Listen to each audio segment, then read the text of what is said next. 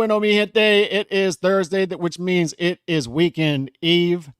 Hattie, how's your mam and them? Hope everybody is good. Hope everybody's been having a great and productive week. We already got dudes lining up in the chat with their opinions, boxing opinions. Make a damn fight. Classic pound for pound style war. Best versus best. Undisputed versus undisputed. Not anymore. 168 fight where Canelo reigns supreme and Bud doesn't mind testing the waters. We shall see. Pugilism. But Canelo is no longer undisputed. I just want to throw that caveat out there. Any grown men crying about 168 need to watch something else. 168 high school weight for the average male. Okay. Shout out to pugilism. Yes, Canelo can do what he wants. Just as Bud has said himself because he beat One-Eyed Spence. Not you or anyone else said a word. What? You all agreed, Canelo. Say it. Now you a hater. Shout out Sonya Dumas. Is your boy Bud riding on Canelo's coattails? Bud can fight a 10-0 fighter, and because dude has an amateur career, makes it fine to supposedly fight #1 pound for pound in world, but Nello wrong for fighting Berlanga. Okay. All right. So we got some opinions. Madrimov for the win. Oh, Team Batman Boxing. We got one. Team Batman Boxing is picking Madrimov for the upset. He is Team Chaos. Whoa. First one I've seen. Good for you, man. Courageousness. That's good. Team Batman Boxing is picking Madrimov for the upset. I wonder if anybody out there is picking Berlanga to upset Canelo. Do you think that's happening? I don't know. And I did hit the like button. I appreciate it. Like, hit me with it. Hit me with the criticism. Dude, that's fine. We're all here talking about boxing and stuff. So just hit me with it. I'm not worried. I'm not one of these thin-skinned dudes that's going to say I'm above. Not at all. Hit me with it. If you disagree with my take on Canelo versus Berlanga, about how we need to get back to weight class business, in some sense, it is what it is. We can have this debate. And it's a good, healthy debate to have. For the boxing media asking for Canelo versus Crawford, y'all better put Canelo pound for pound #1 after he wins. No excuses. Okay. Got another opinion. Mars Boxio. Nando, shout out to you. He's a hard-working man out there. In Cali. In the air conditioner as the other people do the work out in the heat. Just kidding. Shout out to Bruce Gas, the OG. He got to see Virgil first. Albert Oliver. Not sure what that means. Madrimov by UD. Madrimov drops Crawford at least one. Wow, we got another one. Adrian _88. We got another one picking Madrimov for the upset.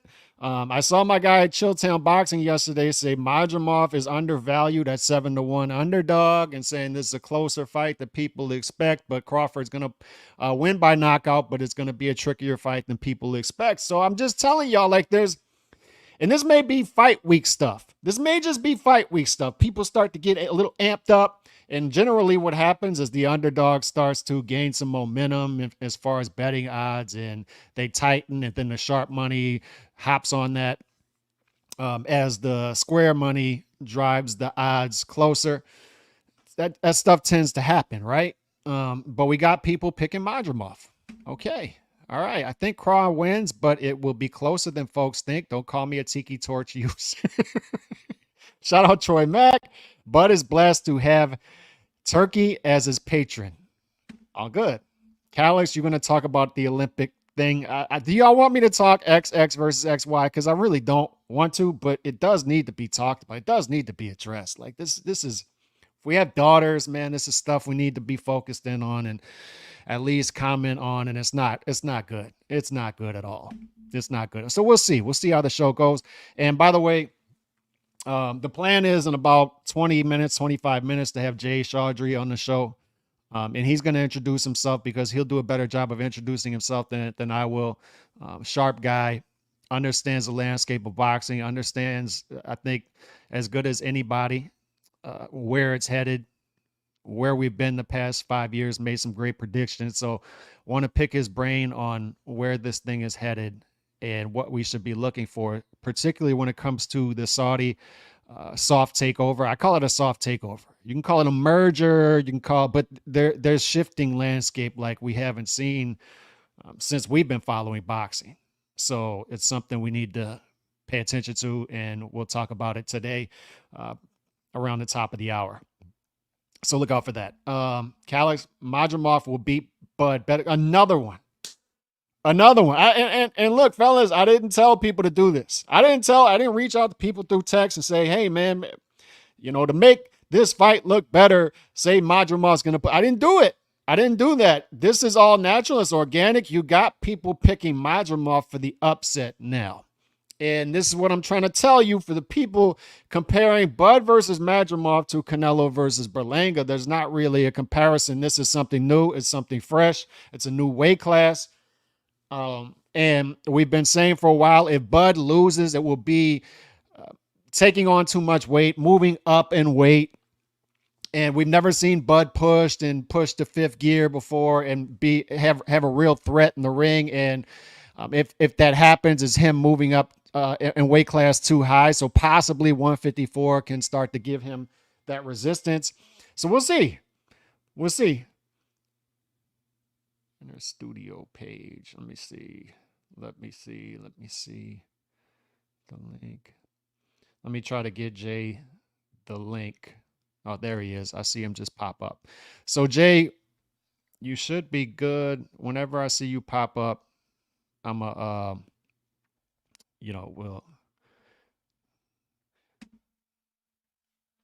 hold on 1 second. Let me text him.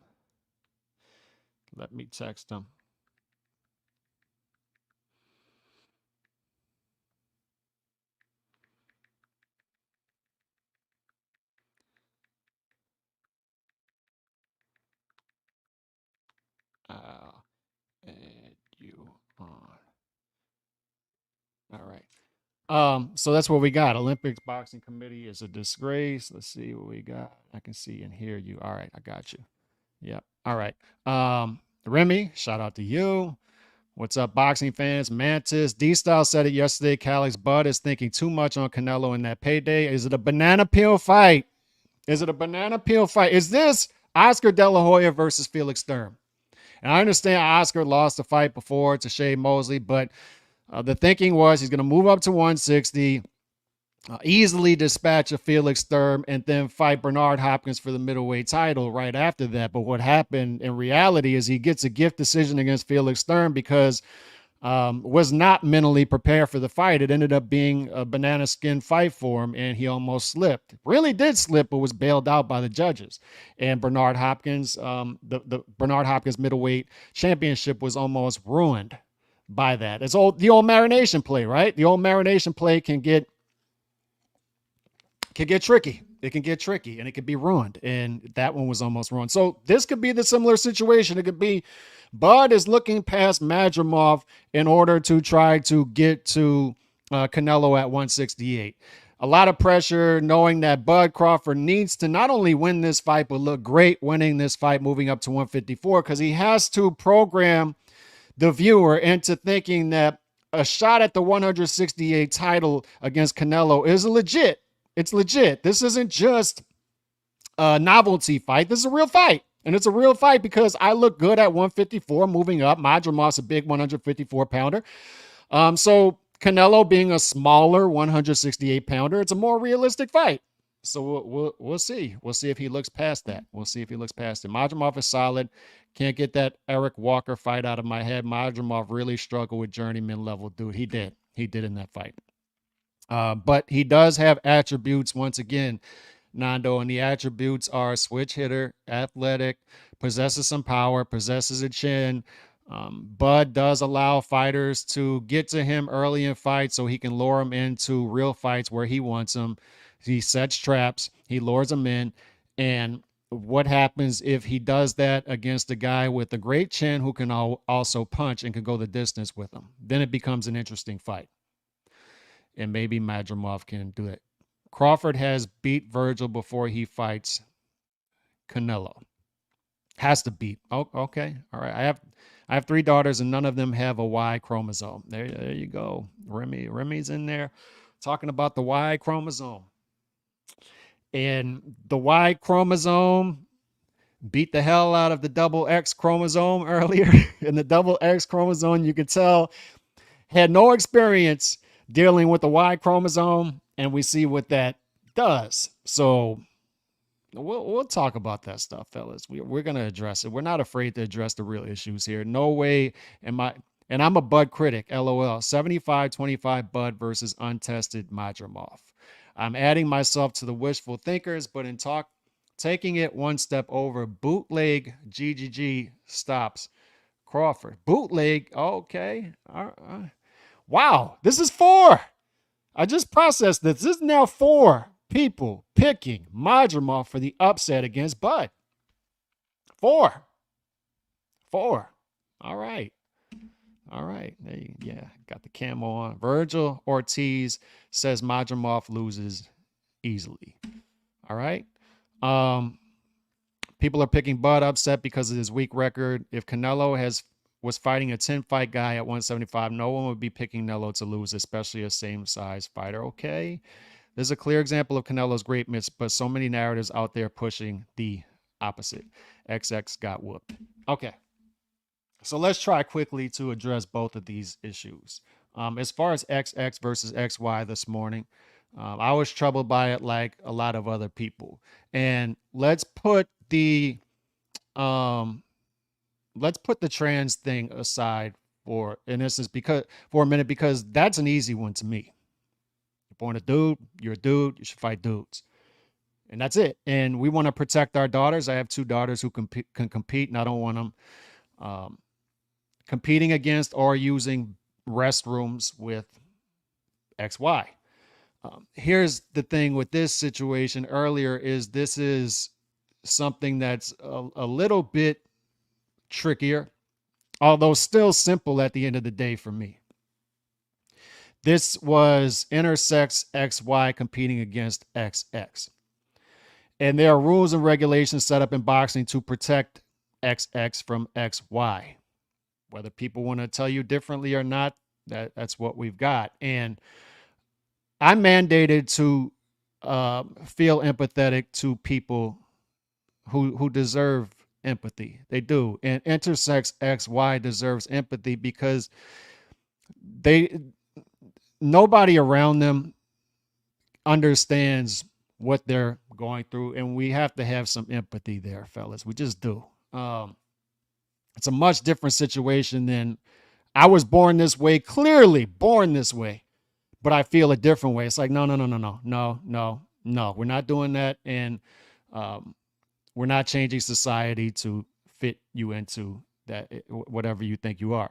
But when we have intersex XY, we have to have empathy because you were born this way. Really, you were born with maybe male parts or female parts, but you are XY chromosome, which assigns you as man. So it's weird. It's muddy, right? And we have to understand that, and we have to empathize with that. But at the same time, fellas, and I'm going to try to word this as best as possible.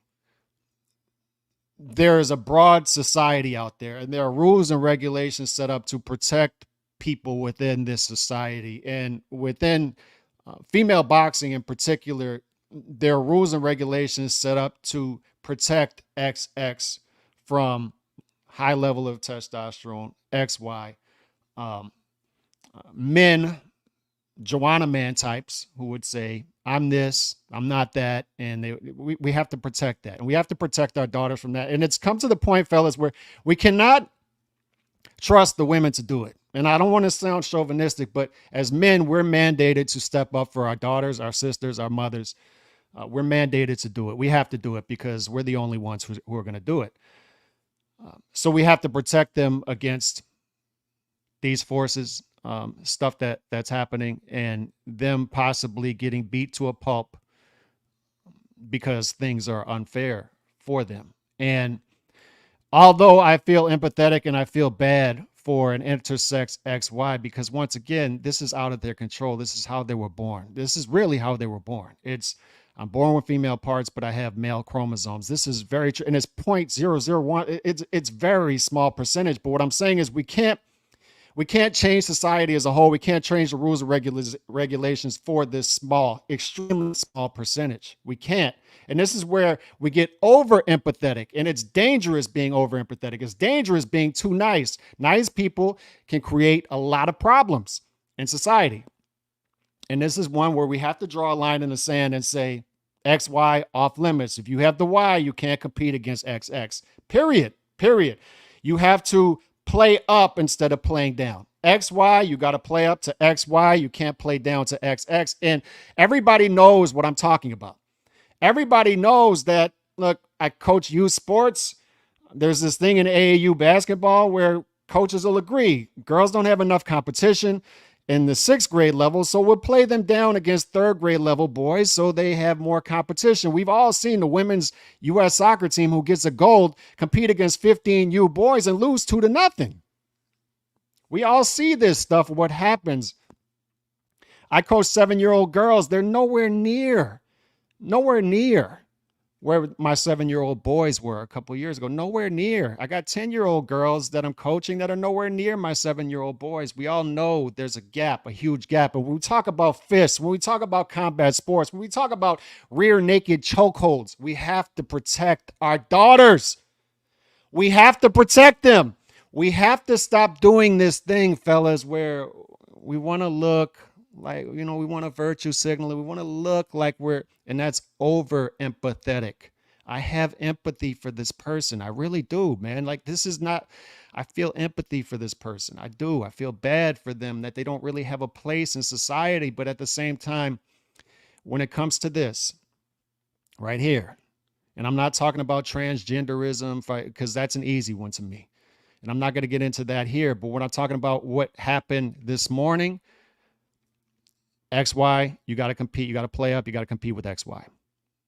XX, you compete with XX. XY cannot compete with XX because we saw it this morning, fellas. We saw this girl get punched in the face just like, this is too much. This is too much.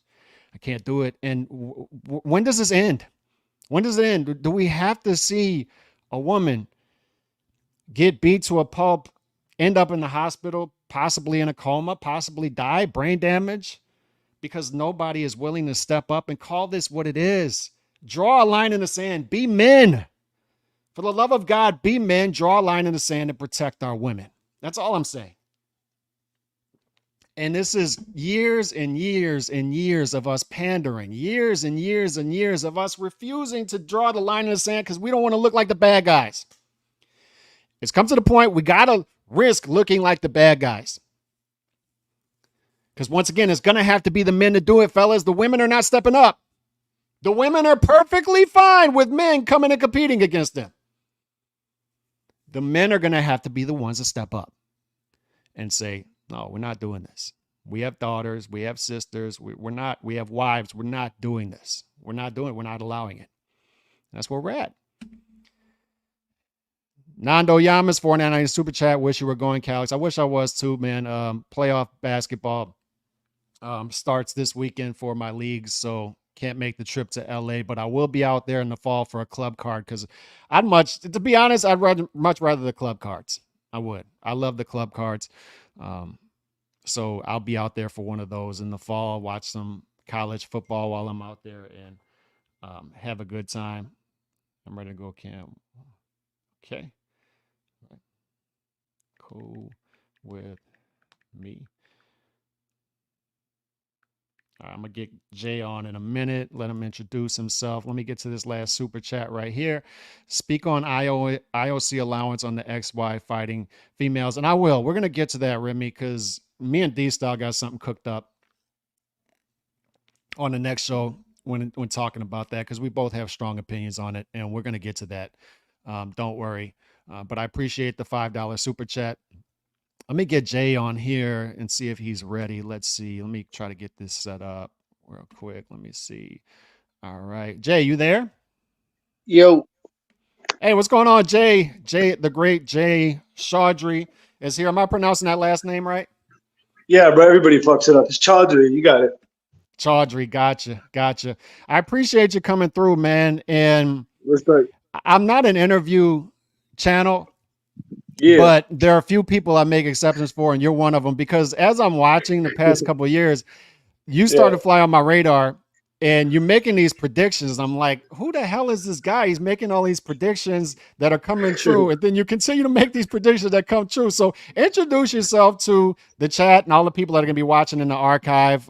We usually have Yeah, about for sure. 400, 500 watching the archive. So introduce yourself to everybody. Yeah, no problem, bro. Thanks for having me on. Yep. Name's Jay Chaudhry. I'm a producer slash filmmaker and digital consultant. My entry into the sport of boxing started in 2017 when I created the first ever uh, agency for content. So what we did in 2017 was created Break Media Group, which pretty much served as the sport's first ever content agency, and we helped athletes achieve their digital efforts through the art of content creation and sponsorship activations and just original series on behalf of athletes. So I worked with everybody from PBC, Top Rank, Golden Boy, Matchroom, DAZN. My work's been pretty much received recognition on a worldwide stage. We won multiple awards for it. So that agency ran for about 3 to 4 years, and that's when I made my trip over to Players TV. For those who don't know what Players TV is, they're the first ever TV network. So we had the likes of Chris Paul, Steph Curry, Travis Kelsey, Vernon Davis, Damian Lillard, like the who's Mm. of the who of the NFL and NBA community. Even people like Max Holloway from the UFC, good friend of mine, client of mine. And we just produced original content, similar structure there.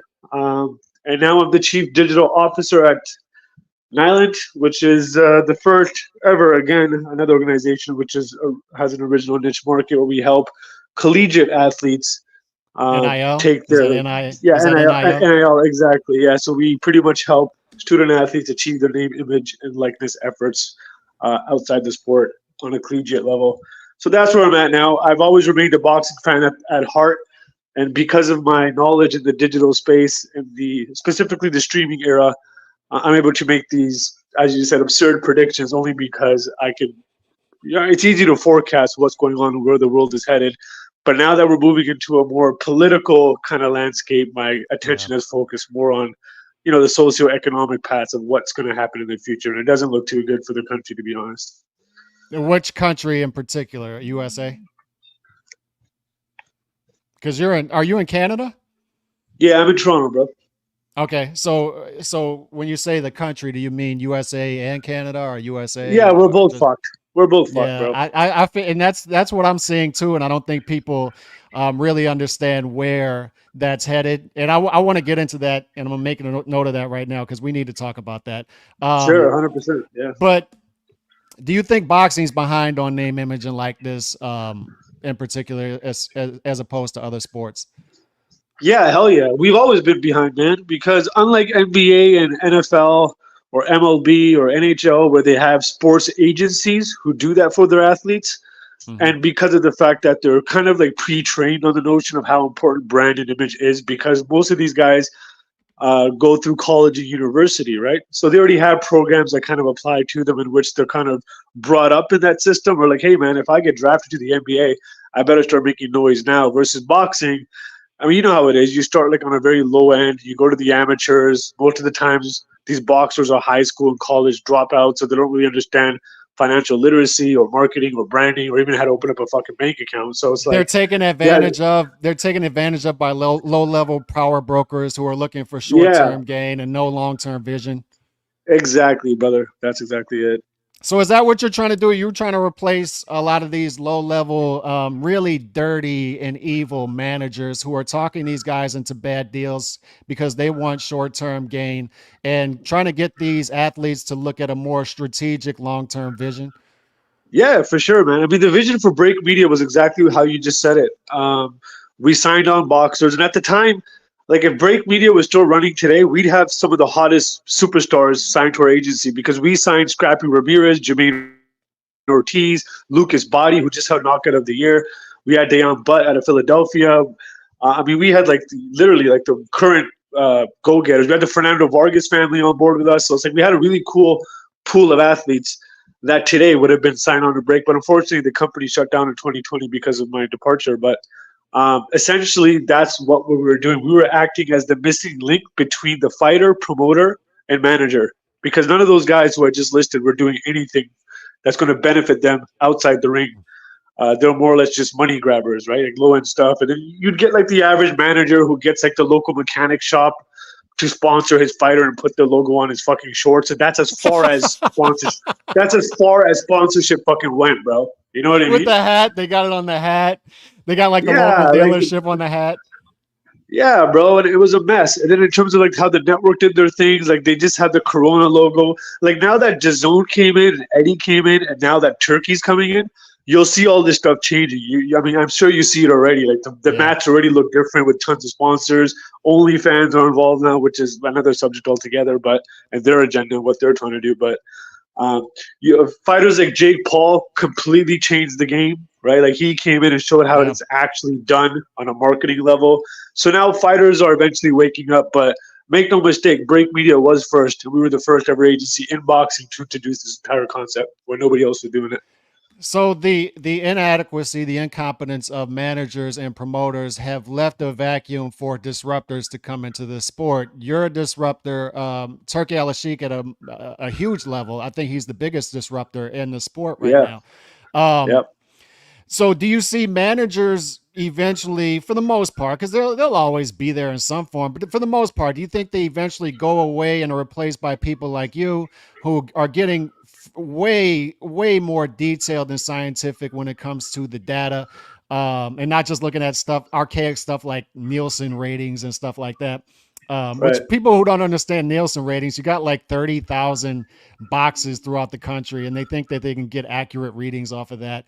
It's It's archaic 14. Yeah, stuff. it's 14,000. I have a whole documentary that I did on this. It's 14,000 homes, and like Good Lord. none of the readings are accurate. Thank God that just 4 years ago, Nielsen was in the news for their completely, obliterated numbers that they were fabricating to sponsors and advertising. Because that's essentially how they make money. They have to show Coca-Cola that 800,000 people saw this show, or in boxing saw this fight, and so they keep the engine running. And then they just got fucking. Then they got their pants taken off publicly, and now they're butt naked, and they can't provide any actual insights or data like new companies can, such as Comcast and VideoAmp, two of the companies that I'm a part of as well. They both provide extensive insights into the world of data and insights and exactly how the views trickle down and convert into a fan or into a subscriber. Nielsen was never able to do that, and so boxing slowly just put themselves into a fucking rabbit hole that they couldn't climb themselves out of, and now we're They here. were way behind and now they're playing catch up, right? Because I saw this with Showtime. I saw your video, this was a couple years ago, and you're explaining how Amazon has metrics that these shows need to meet. And if they don't meet these metrics, that they're not going to be kept. They're not going to be kept by No, Amazon. So I had people saying, no, it goes by Nielsen. It goes by Nielsen. So you just have did Showtime Boxing mess up? Um, did, did they screw up? Like, how did they screw up in order I to? tell you how they screwed up. I'll tell you exactly how Showtime screwed up. Showtime screwed up. I mean, their shoulder content wasn't that great to begin with. Outside of All Access, they never truly created any original content around boxers, around their stories, or around the characters in boxing, because all they were in the business about was the pay-per-view dollars. Because at the time, you got to remember, Floyd Mayweather's run with Showtime brought in billions of dollars. So they kind of canoed off that. And what eventually happened was when you get a company like Paramount Plus, who's coming in to acquire Showtime, and they see the sports division, they're like, wait a minute, what's happening here exactly? How much views are actually coming in? Let me see these fucking Showbox Friday numbers. Like, let me actually see it. Because once again, Paramount, these guys are younger, fresher, hipper execs. They don't give a fuck about your stupid, shitty Nielsen numbers. They look at the actual raw data. So when that young exec took a look with a fucking magnifying glass and be like, yo, look, like I saw the newspaper, 800,000 views on your Showbox card. Can I see the actual algorithms now? Can I see that data? Can I see the user interface? Can I see how many IP registered? How many local postal codes, zip codes registered? You don't have those fucking answers, dude. And Mhm. so yeah, they canned them, and then they went to Amazon because of obviously Al Heyman. Respect to Al Heyman, man, that motherfucker got connections up the wazoo. So Good he was Lord. able to secure himself a deal with Prime, and now it's the same thing at Prime. They're looking at all the numbers. They know exactly how much pay-per-views came in. They know exactly how much people watched the gloves off. And I'm telling you, it ain't pretty. Because even somebody as layman as me and you and the viewers watching, all you really got to do is just reverse search the hashtag gloves off. How many people are talking about it? And Yeah. if it's less than 200 tweets about it, don't give me some bullshit about how fucking 200,000 people watched it on Amazon. You can't tell me that bullshit because people would be buzzing about it. There'll be people talking about it within WhatsApp groups and Facebook and Instagram, and Meta has all this data. So it's really mind blowing to me how some people or some fans rather kind of like they're it's polarizing to see how much they defend these networks and promoters when they should be kind of just encouraging them to do better. You feel me? They'll believe pay-per-view buys, they'll believe $20 million live gates. And I've had people reach out to me and say there's no way these fights are doing $20 million live gates. They're not doing 20 million. They're straight up listening to it. And my apologies earlier, I said Paramount, I meant Amazon. I meant Paramount with Showtime. But speaking of Amazon, what are they doing wrong right now? Because clearly there's a disconnect between what we were told at the front end and what we're getting now with PBC. Because we're seeing maybe 2 pay-per-views quarterly. What have we had? Like 3 or 4 pay-per-views in 7 months, something like that. We're not getting content with the subscription, and on top of that, Jay, I'm not seeing any original content coming from Amazon. So there doesn't seem to be much of a budget, if at all. We're seeing these press conferences that look like they're in Marriott ballrooms or something like that. This seems like low budget stuff for something that was pitched to us as this huge project that was going to be rolled out to all these tens of millions of subscribers. And that's not what I'm seeing. Yeah, I mean, it's hard to talk about what the deal looks like internally because neither you or me were part of the original contract signing and what was promised and what wasn't promised. So all we can look at this is from surface level. Now, what do we know on surface level? Well, just like you said, number one, it's going to be a combination of pay-per-views plus a boxing calendar rollout. Am I correct? Yeah.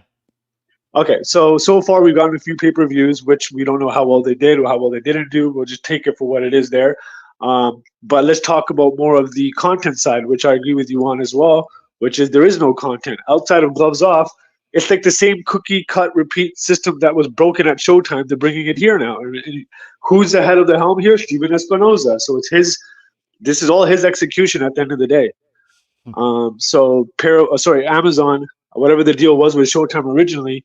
And I know this much though. I can't speak on this. I know that Amazon has given Steven Espinoza and the PBC team a budget, right? And that budget includes everything. It includes the fighters' pay, includes, or at least the guarantee, it includes the production aspect, it includes all that stuff, right? The proof is in the pudding. Like whatever the end result is exactly what you can see. They're cheaping out on a lot of things, like the press conferences, like the content. They brought a few of the boys from Showtime who I know personally, who are the cinematographers, producers, and like editors. They just kind of like poached them back into the team. So it's the exact same thing you're getting, except it's done on a much cheaper scale because now they have X amount of dollars to use, right? So you make a great observation for sure, and I'm sure that the viewers see it too. Because at the end of the day, look at the final product and judge it from there. We'll see how sustainable it is for sure. Getting back to name, image, and likeness, I remember hearing this back in the mid 90s. I don't know if you remember this, but this all started when Ed O'Bannon, this is as Uh-huh. far back as I can trace it. He's sitting in a dorm room playing NCAA basketball, and he turns a game on and plays with UCLA, who he played with, and he sees himself. And he sees Yeah, himself in a video game, and he's like, "How did this happen? I didn't right. know I was on this video game, and I'm not getting a cut from it." So this started all this, and it seems like college football is mainly where the big NIL talk has been, and rightfully so. Huge NIL deals being signed. Are you Sure. starting to see that on the boxing side? Guys really understanding name, image, and likeness, and trying to. This is where it frustrates me with boxing. Is everybody you have a surplus of dudes talking about they talk so much about business, right? But for people who talk Yeah, so much about business, it seems like they know the least about business. I don't understand how yeah, so many guys in the boxing world are out there, but really you got Jake Paul, Ryan Garcia, Canelo Alvarez, Anthony Joshua, who are the ones getting the big deals and not many other guys. How is this and happening? And that's such a brilliant observation, bro. And I'm so happy that you brought this up because this has been something that I've been passionate about since the inception of Break Media. And I've had long conversations, bro, like with WBC, Mr. Solomon's team. I've had long email threads with uh, the WBC Cares Foundation about what we can do with their athletes and what can we do for the amateurs, the IBF, the WBA organizations. I have tons of threads going out to them, and many of the times the reply is just like, we're still kind of fresh in this space. This isn't something that we're trying to focus on right now. Our ambition is to get fighters to be pros, and it's like, but yeah, but you guys are the controllers of this shit. You know how much fucking thousands of boxers there are who might not have the reputation of the Jake Pauls and the Garcia and the Canelos that you just listed, but are good looking young fighters and can get Gillette deals, can get fucking Honda dealership deals, that can get fucking XYZ chocolate Isn't that milkshake deals. negligence? Isn't it negligence?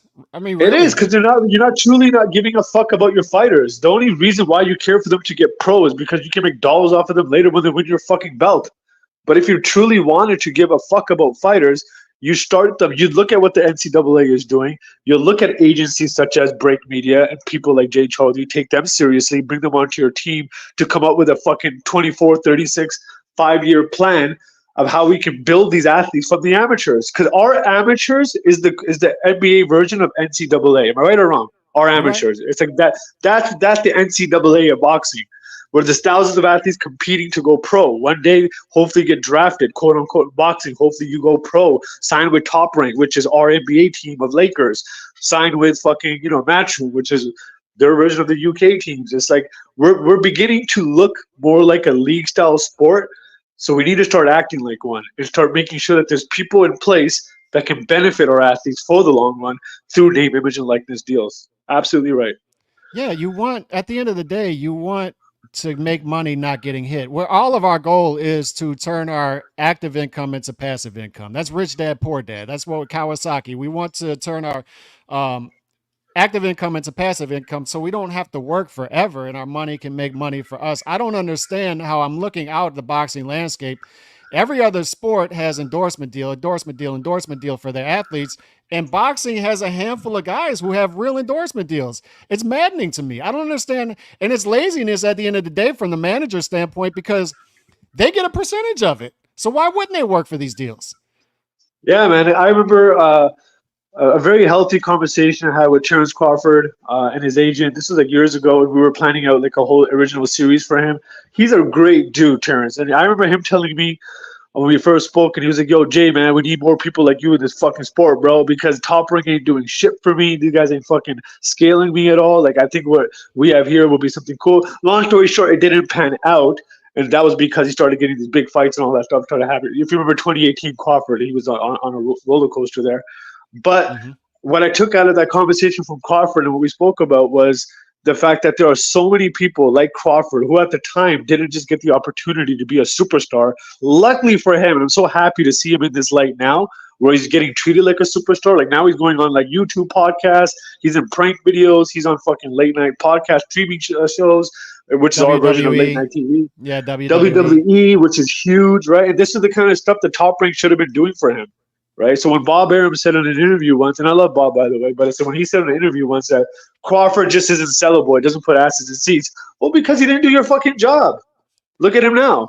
Let me play devil's advocate to that real quick. How much of it is the fighter himself? Because all right, let me go back to I think one of the genesis of the guys who did the original like what we're seeing with Jake Paul right now, right? Sure. Which I'm a fan of, by the way, for Yeah. many reasons. One of them being I've been making a lot of money on Jake Paul through the Yeah. betting odds, Yeah. but which is shocking. But Kimbo Slice. This is when YouTube first started. All of a sudden, you turn on YouTube and you see these guys fighting in Miami in backyards, and these guys going to Yeah. dojos challenging people. Jorge Masvidal was part of that too. Yeah. Yeah, he turned himself into a superstar, then he parlayed that into other deals with other organizations. So, Jake Paul, the same. How much of this should be the fighter like doing it? Because there's negligence. There's no doubt about that. I see Boots Ennis fight in front of 14,000 people in Philadelphia, and I look at his box record, and he hasn't fought there in 6 years previously. That's Yeah, negligence. That's terrible. But at the same time, I see him a marketable guy, likable guy, he is. with the 100% he fun is. style. But he only has 100 million Instagram You followers. He you give should me be more boots. than that. You give me boots, and watch what happens to him in 24 months. You know what I mean? So it's like, Yeah. and that's what I'm saying. There's not enough Jay Charles out there to do this fundamentally, right? Which is essentially one of the reasons why Break Media, I had to kind of let go of that project, was because there's only one of me, right? And it's like me against the entire fucking boxing world, and nobody was paying up. I sat in rooms or Top Rank saying, "Hey, look, man, you like what I did here?" They're like, "Yeah, we love it." All right, cool. So give me 20 of your fucking athletes that I can work on over the next 5 years. Here's what the numbers look like. Oh, fuck no. PBC, forget about it. Golden Boy, we'll see. We'll get back to you. Right? Matchroom. Eddie was the only one. Eddie was the only one that I got close to getting an actual fucking 7-figure deal with, because he fucking understood it. But he was smart enough to realize that there's people around him that would do this full time instead of having some guy from Toronto, Canada do it out of his fucking studio. So he actually scaled it out, which is why you see Matchroom content is way different than everybody else's, because he actually took my advice, like, and literally skilled it, right? Which he should have 100%. But What? yeah, What? going back to your original question, how much is it of the fighter's negligence? I don't think it's their. I don't think it's their duty, bro. They're the athlete. Yeah, Their but you don't focus think should that just be the you sport. don't think that's part of it because okay, let me give you an example. There is negligence around you, right? And I give this example often. 50 Cent 20 years ago was they were pirating his music like crazy, but he came on and he said, "I don't care who's pirating my music because my music is a Trojan horse to get in their living room. Here's some vitamin water. Here's some 100%. alcohol. Here's some ugly G Unit Reebok shoes. Here's some ugly bulletproof wife beaters, right? But people were Yeah. buying them like crazy because it's him Yeah. selling it. They'll buy anything from him. So what I'm saying is, should the boxer at some point, this is Jake Paul, this is Ryan Garcia, they became popular really before. Um, and maybe you're right. Maybe they had people around them building them up before we even knew about them. Maybe that's your point. I don't No, know, they, but they, they definitely put in the work. What I'm trying to say to you is, people like Ryan Garcia and Jake Paul are two anomalies. They both started on Vine. Remember the app Vine? yeah, So they built their cult following off of Vine, and then they went to Instagram, and then Ryan became this, cute kid from LA who can throw punches against a heavy bag, and all of a sudden, oh no, he can actually box. Jake Paul, same thing. Stupid, goofy kid making prank videos. Oh shit, he can actually box, right? But he's still considered a YouTuber. The only reason they respect Ryan Garcia more is because he actually has like a prominent amateur boxing background, which gives him the level of respect. Versus Jake Paul, he just came in and started fucking shit up, right? right. But it does involve a little bit of the fighter wanting to do this, and then their manager have to make it happen. Their Hmm. promoters have to make it happen. They should be sitting in a room with boots, being like, "Hey man, what do you like to do on your off time?" Well, fuck, man, I love racing cars. All right, fuck, let's make a fucking car show around you. We're sponsored. We get NASCAR to sponsor you. Yeah. How's that? That's amazing. Thank you so much. All right, cool. Let's do it. Done. And all of a sudden, Boot shows up at NASCAR F1 races as an influencer. He gets paid fucking 35K for an hour. Why isn't this happening? Right? Yeah. And it's not happening because nobody gives a fuck. They just want to wait for his next fight, including his manager, whoever he is. He's probably one of his broke uncles who's managing him. Short term. That's It's how it all usually short term is. thinking. It's all short term thinking, right? Yeah. No long term strategery, as George W. Bush would say. But Riyadh season, define it for Yes. everybody because a lot of people just think this is boxing and a boxing project. Define what Riyadh season is. Riyadh season is Saudi Arabia, sorry, the Kingdom of Saudi Arabia's goal and initiative to increase tourism by XXX% by the year 2030. Right. They're doing it The in more ways. 2030 project or whatever it's called. Yeah. The 2030 vision is where Vision. That's Saudi right. will become the center of the world. And it already is partially the center of the world right now. They host all the major events there. But we're speaking beyond the sport of boxing. We're speaking all sports, music, agriculture. We're speaking communications, television, media, internet, travel, tourism, architecture, construction, business development. Concerts. It's concerts, of course, is in there. The future of Oscars will be there. Super Bowl is going to be there next. Like we're talking the fucking creme de la creme project for 2030. These guys are the only guys on planet Earth who can afford it and actually do it. The Kingdom of Saudi Arabia currently has 21 ministers, which I don't think anybody realizes because all they see is Turkey in boxing, which drives me nuts in a way. PS side note, like if you're a boxing fan, you sit on your ass all day researching fucking box rec and watching fight videos with your fucking nachos and cheese. Why don't you fucking Google what Saudi Arabia is actually up to? Google what Saudi Arabia is actually up to, and then after you're done doing that, my friend, go look up BRICS, BRICS, which is the organization responsible of your fucking future, by the way, because your American dollar or our American dollar, with Canada included, is crashing to fucks, and the new currency is going to be led by the countries I've just listed, which is Saudi Arabia, China, Russia, Brazil, and these guys are going to be the front runners for the future of everything. So when you're looking at a guy like Turkey, when you're looking at a guy like, so they're already formed. It's called the BRICS Alliance. Saudi Arabia was just recently added to them 2 months ago. Right after Saudi Arabia. Our 50-year-old alliance with Saudi Arabia, USD, and oil it was just allowed. I don't understand it. It was just allowed to expire, and nobody did anything. Nobody did anything about it because you know why? Because you guys. And sorry when I say you guys, I mean us too. Don't worry. I'm not just insulting you. I'm saying we let it happen because we're too busy focused on how many fucking rights do these gay guys get? How many transgenders are we going to worry about this year? How many cop shootings are we going to worry about? Yeah. Right? We're too busy focused on this little fucking socio-economic or social issues rather than the real issues at hand, which is the fucking country's on the brink of collapsing. The economic state of U.S. right now, nobody can afford a pay-per-view. Forget boxing for a second. Nobody can afford fucking groceries right now. Like the average American, go ask them how his grocery bills are. They're not going to tell you an exciting answer, but like it's fucking amazing. It's great. Never been better. No, that's not the answer you'll get if you ask 10 people on the street right now. Yeah. So forget your pay-per-view dollars.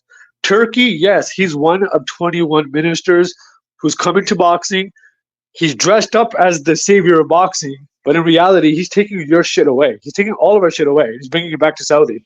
Right now, he's a wolf. You're saying he's a wolf in sheep's clothing, and there's sports washing involved in this. Is that what you're saying? I mean, sports washing. It's a very vague, loose term that can be defined almost in any country. I agree. Right. What they're doing is who cares about what Saudi Arabia is doing in our eyes? It's what they're actually doing in the world's eyes, which is bringing back the power to the Eastern world, and they're doing it by conquering and taking over all entities that are popularized in North America that bring in a certain amount of money. They want to bring it to Saudi. Super Bowl will be a pay-per-view in the future, and it would be Riyadh season Super Bowl. Mark my words. That's my other prediction. I haven't listed yet. Right. So all this fair play. It's a fair play takeover. If they can do it, they need to do it. But we need to be. Because they're looking at us like a bunch of idiots who are just fucking fighting over gay rights all the time, or fighting over like Kamala Harris, Donald Trump. They're just like, okay, bro, while this is going on, let's just sneak under the carpet and take all their assets away. Because these guys don't fucking deserve it. They don't give a fuck about their people. They're fighting all the time.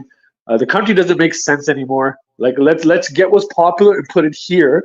And then we'll have rules of who can actually enter this country, because you better be a fucking law-abiding citizen when you come to Saudi.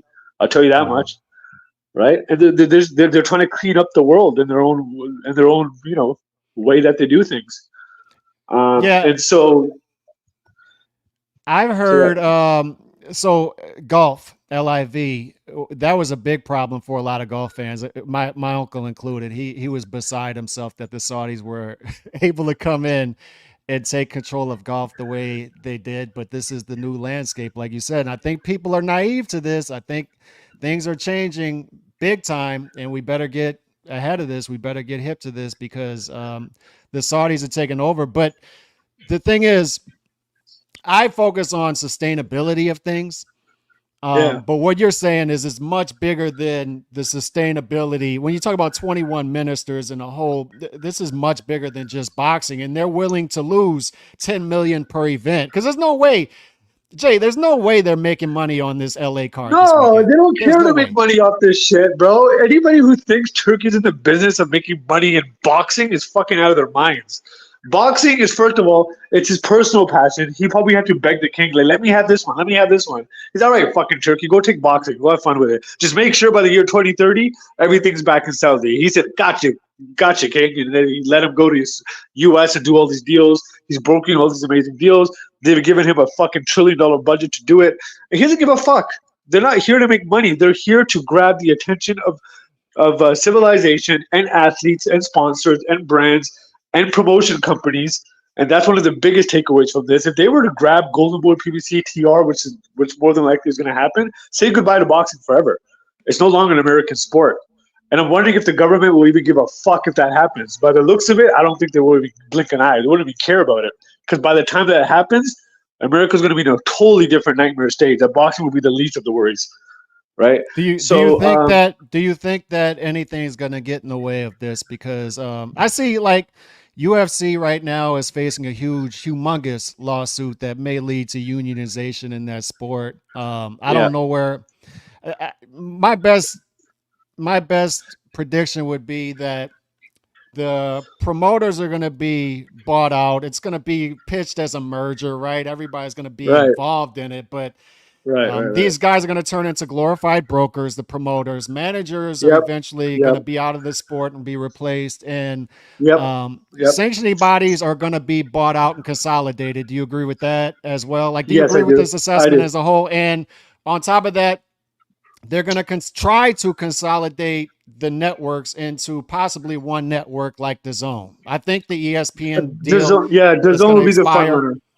Yeah. Yeah, I think ESPN deal will eventually expire. Maybe it'll be there with a smaller budget. So is that what you're seeing, like a big consolidation here?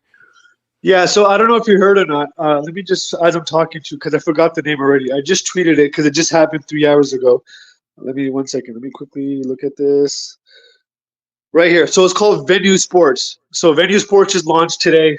It's the new streaming service for Fox, ESPN, and Warner Brothers Distribution. It's for $42.99. So there's already companies right now who are bundling up and partnering up because they feel the threat coming in. They know the earth is fucking quaking beneath their feet. So you got all these companies kind of teaming up and bundling up, which is another thing that by the way, that I predicted would happen. This was 5 years ago. I announced on an interview that there's going to come a time where the U.S., all the sports entities are going to start bundling up into different streaming services. Now it's happening. DAZN is a lone wolf. In fact, DAZN's going to get so big that people like fucking ESPN will eventually become a sub channel to DAZN. Like that's how big Hmm. they're going to get, right? So DAZN is in a very comfortable position because A, they're a European company, and Saudi Arabia and European in the EU are fucking, they're connected at the hip in many ways. And so they'd much rather funnel their dollars to an ally than give it to somebody in America who, as we know, they're not really fond of on many more levels than just what we're talking about now. That gets deeper now, right? Yeah. So there's a lot of moving parts in this, There's a and lot there's a of lot of macro stuff at play that people aren't grasping. they're not grasping, right? And I don't want to start going too political, but this whole Israel and Palestine war, America does not look too good in it. And what do you think a Muslim country like Saudi is doing when they're looking at this shit going on? How much America is funneling their fucking dollars to kill Muslims? I'm just giving you a very blanket statement there. I'm not going to talk too much about it, but you can start connecting the dots from there. And The so, venue sports thing you're talking about, is this like a is this streaming services basically going back? Are we doing like a complete 360 here where they're basically going back to what cable cable, providers were offering yeah, us? yeah, yeah. It's Essentially, it unreal. is though. It is though, yeah. It's going back, but now they're coming from a different pedigree, right? Cable never had the numbers that streaming companies have gathered over the last 20 years, right? So they've actually put in a lot more legwork. So it's almost Hmm. like they're just reinventing cable now because now they actually have legs to stand on. When cable first came out, nobody truly knew how many viewers were watching what. It was all guesses, right? Yeah. So now they at least have their own individual numbers and they have their own audiences, they have their own algorithms. So they're a bit more stronger. Does that make sense? What I'm saying? Like they're coming from a bit more of a stronger It does. foundation than they were prior when they just they came in not knowing It what's going does. on. No, it does. What's your prediction for where boxing will be 5 years from now? Just like a general prediction on what it I looks don't know, like. man. It depends on how these elections play out, bro. It depends on who wins this September. That's gonna that's gonna say a lot, right? Because if you have somebody like Donald Trump who's very sport forward, has a passion for sports, has a passion for what the topic you were discussing earlier, which by the way, 100% agree with everything you said there. Then you might have a kind of shift in power because somebody like Donald will step foot in front of a guy like Turkey and be like, "Wait, what are you trying to do here, my friend?" right? Okay, Hmm. well, you're not doing shit without my input, without my dollars. Like, he's that kind of guy. Versus the left, I don't even think they bat an eye if something like Saudi came in and started buying up properties and sports. They'll just kind of look at it like whatever.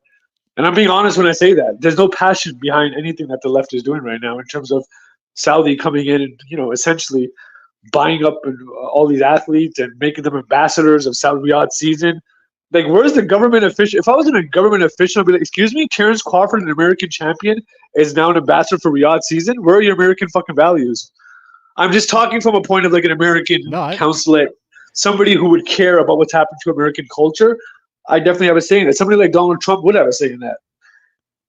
So your question is, it's a very, broad. Like it's too broad. yeah, it depends on what happens, bro, and what the American landscape looks like. I would hope that American people at the time in power take a step in this and say, no, we'll take it from here. We'll lend you our fighters or lend you our organizations for your little Riyadh pay-per-views every year for this price that Saudi would pay. Because right now, Saudi's just like, bro, we're coming in, we're going to take this shit. And by the time they wake up, they won't even realize what the fuck happened. So your message to somebody like just a boxing channel would be, don't even focus on overhead ROI when it comes to Saudis because they don't care. This is just like a small percentage of their vision and their goal, and they're just using boxing as, um, it's Yeah, just I it's mean, just it's just very small to even be watch. work. Yeah, watch. They're gonna go after NBA next, but they know those are lucrative, big properties. Hmm. Like, picture this: if Saudi came to challenge the NBA to bring it over there, you'll hear some government talk about it. You'll definitely hear it. Like, the Hmm. state of Florida will stand up, the state of fucking Nevada, like all the state of New York, the athletic commission would be like, "Excuse me, what's going on here?" He'll be making headlines on like CNN and shit. Like, this fucking guy from Saudi is trying to fucking buy NBA. Who the fuck do you think he is? But boxing is such a small sport that brings in millions of dollars and millions of passionate fans. It's a good way to get them, and that's why they're going after these niche sports first, like tennis, which they have already, like golf, live golf, which you brought up, like boxing, like NASCAR is already there too. The F1 is there, so they've Yeah. already taken all the niche sports, right? Slowly, that's the move. They have the next 6 years to conquer their goal, and whatever they achieved out of it, they'll be happy with it. And once again, it's not just boxing; it's sports in general. It's music, it's concerts, it's Oscars, it's Emmys, it's the whole fucking enchilada, bro. Yeah. Let me ask you this last question before we wrap it up. Sure. Canelo, where are we at with Canelo right now? He clearly, it seems like he's pivoted into um, full business mode, late stage money Mayweather, where I can do whatever I want and big time business deals. And I see him as a guy, as a fighter. He's losing market share as far as pay per views and live gates, and I don't think this Belanga's fight's going to do well. But at the same Yeah. time, I think he's I think he's making more money than ever as far as endorsements, and that's not going to end. If anything, it's going to go up. Where do you see him Yeah. at right now? Exactly what you just said. I think his endorsements are going to continue rising because he is the face of Mexico boxing right now. He's a good-looking guy.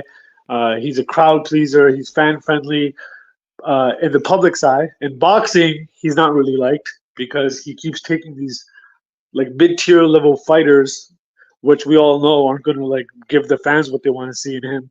I do feel like after the Berlanga fight, it is going to be the either the But end of Canelo or like the actual peak of his career, Canelo. Because if he beats, not if he is going to beat Berlanga, what happens then? Because Turkey already made the offer to him to fight Canelo in Saudi. So mhm. if Canelo accepts that fight with the money that's guaranteed to him, which would be lucrative in his eyes, that could change the face of Canelo for sure. Because I think fans would be very happy he's taking on Canelo. Although it's no Benavidez, I think he still has a bit of market share there. But yeah, the fans are speaking in true colors when you see his recent pay per view statistics and all that stuff. It doesn't look too good. But he's still a favorite in my eye. I still like him. I just said I Yep, wish he would take on more competition. Definitely that Benavidez fight needs to happen as well. I agree. I agree. Well, Jay, I appreciate you coming, and we need to do this again very soon if I could get you back.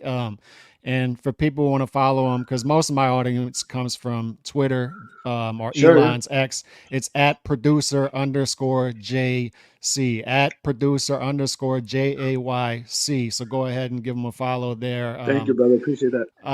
But I appreciate you coming through, man. We're going to end the show, but we need to do this again. I appreciate you. We will 100%, brother. It was nice talking to you, man. You know what? Your voice is definitely fucking needed in this community. I think you have one of the most brilliant minds on Twitter. Every time I see your tweets, I'm like, this guy fucking gets it. So thank you so much for being a voice in the community, man. And anything that you need from me, helping you grow your channel, you know my text away, brother.